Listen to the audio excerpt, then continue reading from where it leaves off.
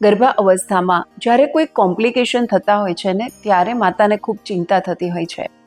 દરેક દીકરીએ સજગતાપૂર્વક એ યાદ રાખવાનું છે કે ગર્ભાવસ્થામાં જ્યારે કોઈ પણ કોમ્પ્લિકેશન થાય છે ત્યારે હંમેશા બે ઓપ્શન હશે તમારી પાસે.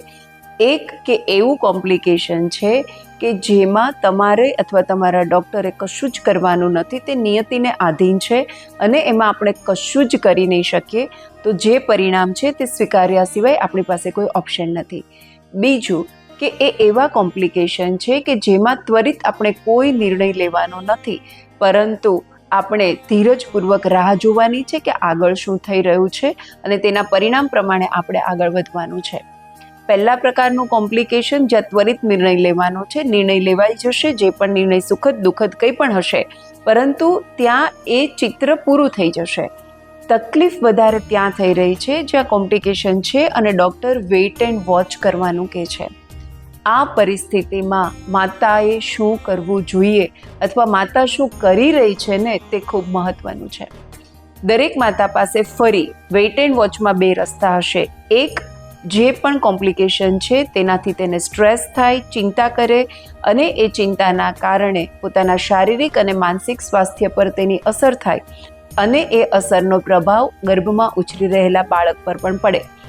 આ પરિસ્થિતિમાં જે પણ કોમ્પ્લિકેશન છે તે વધવાની શક્યતા છે, ઘટવા માટેની શક્યતા નથી.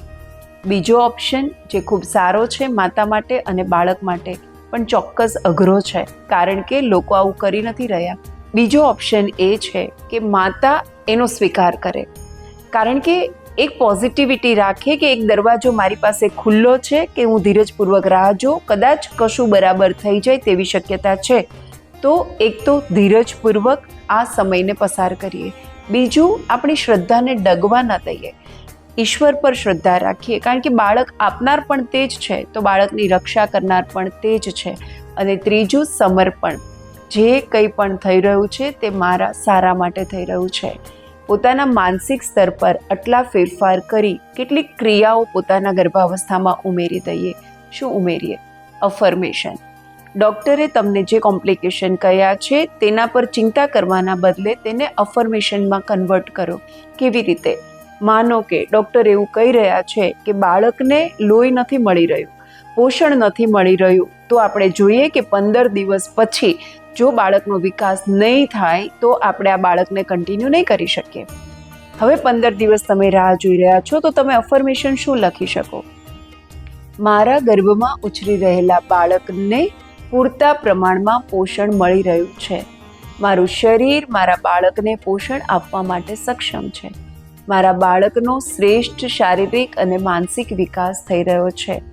મારા તરફથી મારા બાળકને સકારાત્મકતા હું પ્રદાન કરી રહી છું. આવા અફર્મેશન્સ હરરોજ તમે લખી શકો. બીજું, એક શ્રદ્ધા સાથે, એ શ્રદ્ધા ડગે નહીં તેના માટે હરરોજ પ્રાર્થના કરી શકો. પ્રાર્થના તમારા શબ્દોમાં પણ હોઈ શકે અથવા કોઈ પુસ્તકની પણ હોઈ શકે. દરેક પંચતત્વ ઈષ્ટદેવની પ્રાર્થના અમે અમારા મમ્મીઝ ટચના પ્રેયરના ઇન્સ્ટાગ્રામ પેજ પર શેર કરી દીધી છે. તમે ત્યાંથી પણ એ પ્રાર્થનાને સાંભળી શકો, તેને અનુભવી શકો, તેને વાગોળી શકો. એટલું યાદ રાખીએ કે બાળક ઈશ્વરે આપ્યું છે, એ નિયતિએ તેનું જે જીવન છે તે નક્કી કરેલું છે અને તે પ્રમાણે જ એ બાળકનો વિકાસ, પોષણ અને જન્મ થવાનો છે.